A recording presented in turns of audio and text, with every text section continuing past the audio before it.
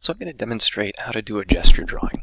And the photo I picked for a reference is of a statue of Shirley Strickland, who's an Australian runner and Olympic athlete. I didn't know anything about her. I actually read about her after I found the photo. But I like this. I'm assuming this is bronze.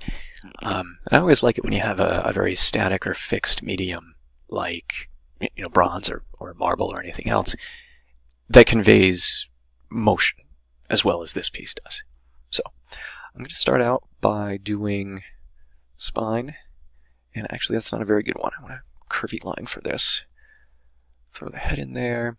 I do shoulder line and hip line, again curved, and they're sort of in different directions, and I'll talk about that a little bit later on. And then all these lines, sometimes you can put little circles for the joints, are curved. And it makes the figure look a little cartoony, which is fine, but it also keeps it from looking too stiff, which is really what we're going for.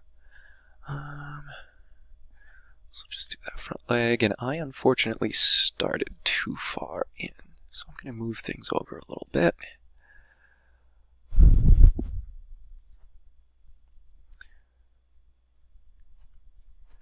Finish up, and I'll just put in some references for the feet. So that's my start, so I'm going to flesh this out. And I like to do kind of a mix of the manikin shapes that you would see on a simple wooden artist's manikin. I do a mixture of those and scribbles. I'm going to do a little bit of shading in here, although you don't always have to on gesture drawings, just because we're going to be dealing with front arm and back arm, front leg and back leg. So a couple sort of round shapes for the bicep here. Suggest the fingers. Curve shapes for the arm up here. Darken that line a little more.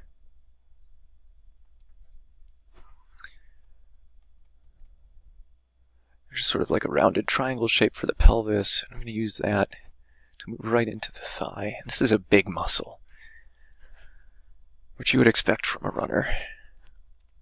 There's nothing wrong with exaggerating a little bit. It's good for gesture drawings to look a little cartoony.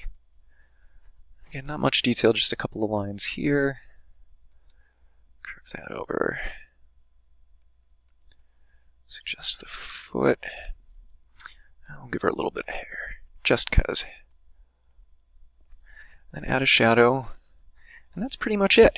Now this one was closer to 3 minutes than 2 minutes. I did have to move canvas around, and I am going a little more slowly since I'm explaining things. But that's really all it is.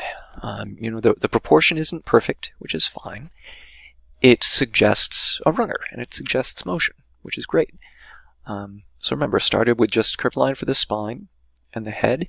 You don't have to start just with the spine or head. I mean, you can do the head and then just do like a little Z. Let me do a better one. And use that as what you start from. You can look at it as an L. Finding letters or S-curves especially is a great way to do these. And I mentioned that I did the shoulder line and the hip line at different angles. If we were to expand this shape, it would basically form a triangle, and it kind of points in the direction the figure is going, which is nice. That's not really why I did it that way. This is actually a technique that Greek sculptors used to use called contrapposto, which means counterpose. And what they did with it is they would have a figure's weight, usually a sculpture's weight, all on one foot. And the result of that is you get the hip line and the shoulder line going in different directions. So for example, here's what would otherwise be a lousy start to a figure. It's a straight spine, it's a head, not dynamic at all. But if we do shoulder line that way and hip line this way, what we end up doing, I'm going to flesh this out,